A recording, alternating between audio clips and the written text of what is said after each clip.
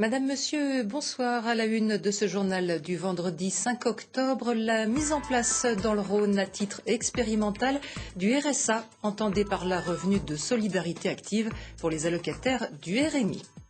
Sécurité renforcée pour les manèges de la Vogue au Marron à la Croix-Rousse. Pour les forains, pas question de prendre le moindre risque. Enfin, la polémique, toujours à la Croix-Rousse, de nombreuses voix s'élèvent contre l'interdiction par la ville de Lyon de l'affichage libre, seul moyen de communication pour les associations et les artistes. Séance plénière au Conseil général du Rhône cet après-midi. À l'ordre du jour, l'expérimentation de nouvelles actions visant à favoriser le retour à l'emploi des bénéficiaires du RMI, qui deviendrait alors le revenu de solidarité active. Les explications, Benoît d'Autriche. C'était en septembre 2006, 800 RMistes du Rhône partaient aux vendanges. 2 semaines de travail rémunéré en plus de leur RMI. Ça me remet au travail, parce que ça fait 1 an et demi que j'ai pas travaillé, et ça me permet de cumuler à la fois le RMI et le salaire des vendanges, ce qui me permet de mettre du beurre dans les pâtes. Aujourd'hui, ce dispositif pour aider les RMistes à retravailler va être généralisé. Le RSA, ou revenu de solidarité active, sera expérimenté dans le département à partir du mois de novembre. C'est officiel, le Conseil général a voté aujourd'hui. On a dit qu'on voulait être pré-expérimenté parce qu'on avait déjà une expérience dans le domaine. Donc on va essayer de travailler avec l'État dans les semaines qui viennent pour monter un système qui permettra aux gens qui sont au RMI de trouver un emploi et de percevoir pendant un temps déterminé une partie du RMI et qui rend s'amenuisant au fil du temps. Le principe donc, quelqu'un qui travaille doit toucher plus que le RMI. Actuellement, l'allocation pour une personne seule, c'est 440 € par mois. Avec le RSA, pour un emploi à carton, le bénéficiaire pourrait toucher 564 € et jusqu'à 737 € pour un mi-temps. L'objectif, favoriser le travail évidemment, mais aussi surveiller que les allocataires cherchent bien un emploi. Quand vous êtes dans le RMI, vous sortez du RMI, il y a un seuil, vous perdez plein de choses. Et vous pouvez ne pas avoir intérêt à aller travailler parce que le fait de travailler vous rapporte moins que de rester au RMI.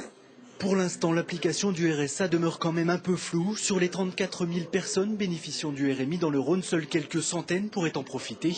Et pour plusieurs associations de RMistes, le dispositif risque même d'augmenter la précarité en banalisant les emplois partiels et les bas salaires. La mobilisation des internes en médecine ne faiblit pas, en grève depuis maintenant une semaine pour défendre leur droit à choisir le lieu de leur installation future. 500 d'entre eux, selon la police, ont manifesté cet après-midi entre l'hôpital Édouard Herriot et la place des Jacobins, rejoints par des externes tout aussi inquiets pour leur avenir. Le président du syndicat des internes est au micro de Leïla Kessi. Alors actuellement, les raisons de la mobilisation concernent les déclarations du gouvernement et principalement les menaces faites aux futurs médecins de potentiel déconventionnement en fonction de leur type d'installation et par conséquent les pénalités envers les patients qui ne seront plus remboursés. Concrètement, ça veut dire que si un médecin s'installe dans une zone non définie par le gouvernement, les patients qui iront le voir ne seront plus remboursés, sauf s'ils ont une mutuelle. C'est donc l'entrée à une médecine à 2 vitesses. C'est prévu de renforcer le mouvement probablement à partir de la semaine prochaine, mais on attend d'avoir l'avis de toutes les villes puisque c'est vraiment une organisation nationale et des mouvements qui sont nationaux pour rester en cohésion complète. Après SFR, la Redoute, à son tour, vient d'annoncer sa volonté de transférer ses 5 centres d'appel téléphoniques à la société Téléperformance, dont le centre de Lyon. Au total, 185 salariés seraient directement concernés par cette externalisation.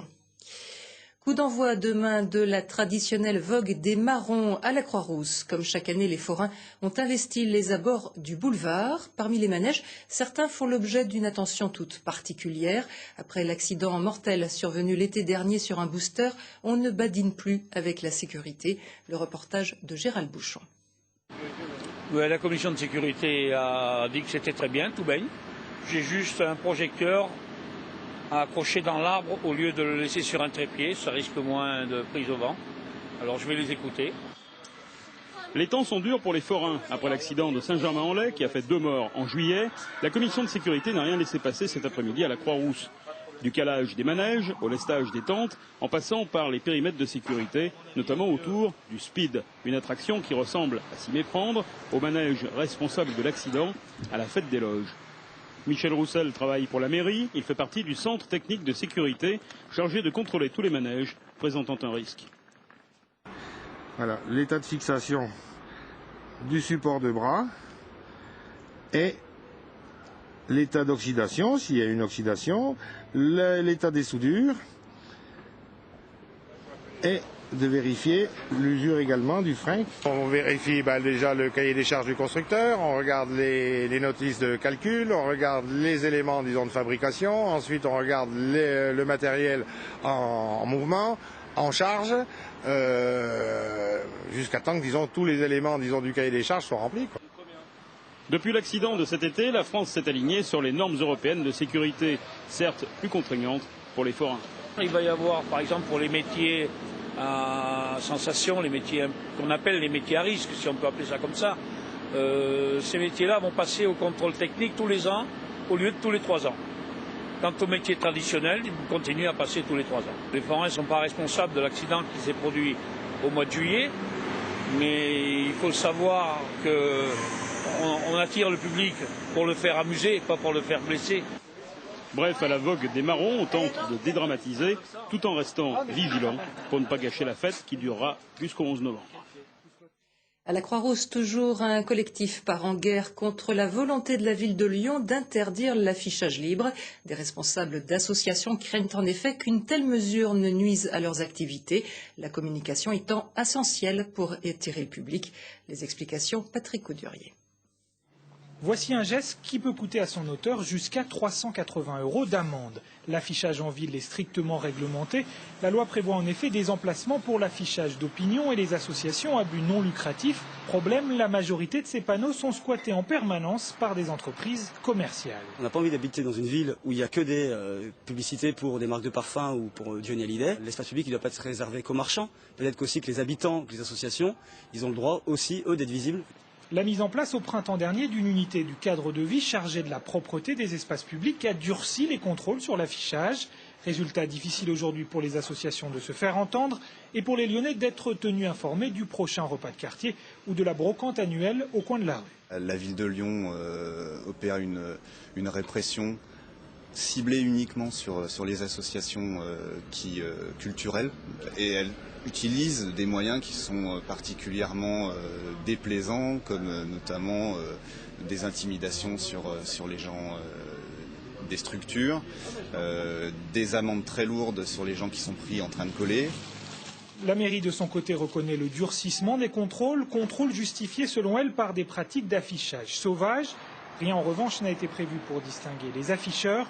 En résumé, c'est chacun pour soi. Le principe de l'affichage, c'est l'affichage et le suraffichage. Ce qui veut dire qu'aujourd'hui, vous mettez une affiche pour une manifestation quelconque, le lendemain, vous êtes de nouveau recouvert. C'est le problème des afficheurs sur la partie légale pour afficher. Donc respectons le bien public de chacun et essayons d'afficher sur les panneaux qui sont à cet effet. Seule concession de la mairie, l'installation de nouveaux panneaux. Actuellement, il y en a 77 à Lyon. Ce nombre devrait être porté à 100 en 2008. Enfin, on termine avec une bonne nouvelle pour les amateurs de rugby. Samedi soir, le quart de finale de la Coupe du Monde entre la France et les All Blacks sera retransmis en direct sur un écran géant installé sur la place des terreaux. Voilà, c'est la fin de cette édition. On se retrouve dans 1 heure pour un nouveau point sur l'actualité. Très bonne soirée sur TLM.